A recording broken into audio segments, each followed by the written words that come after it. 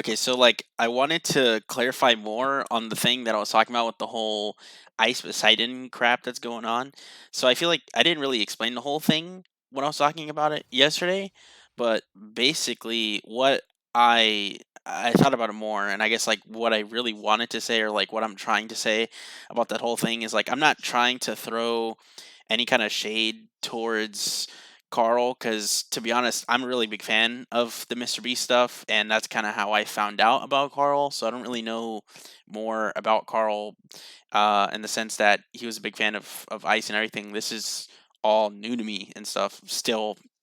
But like what I meant to say about all that stuff is just like I think it's kind of messed up the way that he had responded to the whole thing, because it seemed like, and the thing is, I also used to watch Ice Poseidon back in the day, and to be honest with you, and again, this could be biased, right? Because I was a fan of Ice Poseidon, and the thing is, I didn't really know much about the whole racism thing and all that stuff.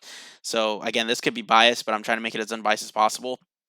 But the like I was saying, like I was a fan of both of these creators, and I guess what I hadn't said yesterday that I wanted to say now was that I feel like it was he responded to the situation poorly. Like he could have done it a lot better, I feel like.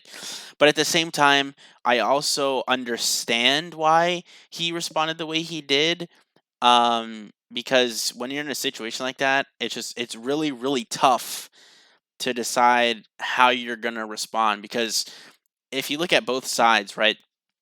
If you've been keeping up with this stuff, right? Ice is really upset with Carl because he feels like Carl's throwing him under the bus, because he's saying how Ice is still racist and all this stuff, and yada yada yada, right?